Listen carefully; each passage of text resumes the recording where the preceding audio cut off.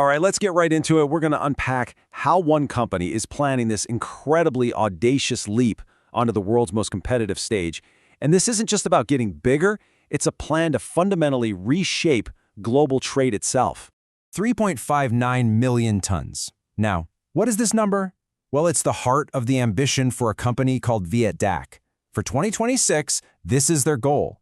To give you a sense of what that actually looks like, imagine nearly 500 fully loaded semi-trucks moving across the globe every single day. I mean, the sheer scale is just mind-boggling.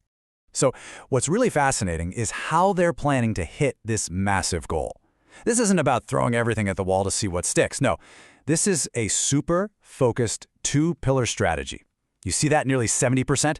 That's rice. That's their heavy hitter, their play for huge scale and even geopolitical influence. And then there's coffee at almost 28%. That's the cash cow, the engine for profits and for building a powerful global brand. And this question right here gets to the absolute core of their entire plan. Because, in today's crazy, volatile world, just getting bigger isn't a guaranteed win. In fact, if you don't have the right strategy, getting bigger just means you're a bigger target. You have way more to lose. So, how does VietDak plan to handle all this risk? Well, first, we've got to understand the challenges they're up against. And, honestly, they're sailing right into a perfect storm of global headwinds. Okay, first up, the money. The basic economics are tough. The World Bank is basically forecasting that prices for commodities are going to tank, hitting a 6-year low. And the takeaway is simple, right? What good is selling a mountain of stuff if you're getting paid less and less for every single ton you move? Second, the world itself is just less predictable. You've got geopolitical friction, supply chains snapping left and right. The old way of doing business, just buying low and selling high on the open market, that's not going to cut it anymore. It's becoming a high-wire act with no safety net. And number 3, the rulebook of global trade is being completely rewritten. We're talking about all these complex new regulations popping up. And let me be clear, these aren't friendly suggestions. They're gatekeepers. And if you're not ready, bam, the door to an entire continent can slam shut in your face overnight. And here's a perfect example of that. The EU's new deforestation rule, the EUDR. This one regulation just flips the whole table. All of a sudden, being able to trace your coffee bean all the way back to the specific farm it came from, that's not some cute marketing thing anymore. It becomes your ticket to play. It's a fierce competitive battleground, and if you're not prepared, you can't even get in the ring. So, you've got falling prices, rising risks, and a rulebook that's getting tougher by the day. What do? Well, VietDak looked at all this and realized they couldn't just play the game better. They had to fundamentally change how the game is played. And that led to this whole new identity, becoming the quarterback, not just another player on the field. So what does this shift actually look like? Well, here it is. The old way, you're a traditional exporter, kind of getting pushed around by the waves of the market. The new way, you're the quarterback. You're not just playing the game, you're organizing the entire play. You're proactively managing risk, building these deep national partnerships, you're calling the shots. And this G2G2B model is a fantastic example of that quarterback role. It stands for government to business. Here's how it works. 2 countries make a big trade deal, and then they pick a single trusted company like VietDak to actually make it all happen. This creates these incredibly stable, long-term deals that your average competitor can't even get close to. All right, so that's the big idea, the grand strategy. But talk is cheap, right?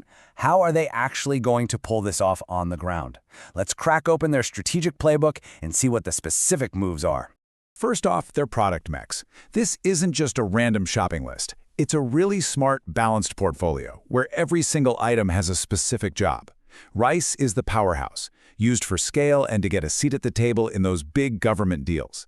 Coffee is the moneymaker, driving profits and brand recognition. And then you have the others, like tea and pepper. Think of those as their special forces, going in for surgical strikes on high-profit niche markets. Next, let's look at where they operate. 41 countries sounds like they might be spread a little thin, doesn't it? But when you look closer, you see it's the total opposite. They're pouring 70% of their energy into just 10 core nations. This is all about strategic depth, not just market breadth. It's about putting their muscle where it's going to have the biggest impact. And this is the part that ties it all together, the real brains of the operation, a trade command center. Seriously, think of it like a mission control but for global agriculture. This hub pulls in real-time data on everything: prices, shipping, weather, political risk, and lets them see the whole board at once. This is how they make smart, precise decisions instead of just guessing. It's a massive intelligence advantage. So what's the end game? You take that quarterback identity, you add this razor-sharp playbook, and you plug it all into a high-tech command center? What do you get? Well, you don't just get a bigger company. You start to forge a whole new kind of company. A 21st century powerhouse that doesn't just play in the world of global trade, it actually starts to shape it. So yeah, the ultimate goal here is way bigger than just selling more stuff. It's a complete evolution. They want to become the strategic partner that entire nations call when they're worried about food security. They want the power to literally reroute massive trade flows around the globe when trouble pops up. And they're turning things like legal preparedness into a competitive weapon that others just can't match. And you know, this line, taken directly from their own strategy documents, just captures the whole ambition perfectly. It really says it all. This is the core of what they're trying to do. Stop being just another participant in the game and start being the one who actually shapes the playing field.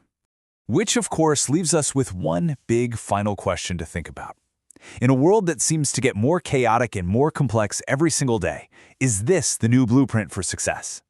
Is this sophisticated, deeply strategic, data-driven approach the only way for the big players to not just survive, but to actually thrive and lead the way into the future of global trade?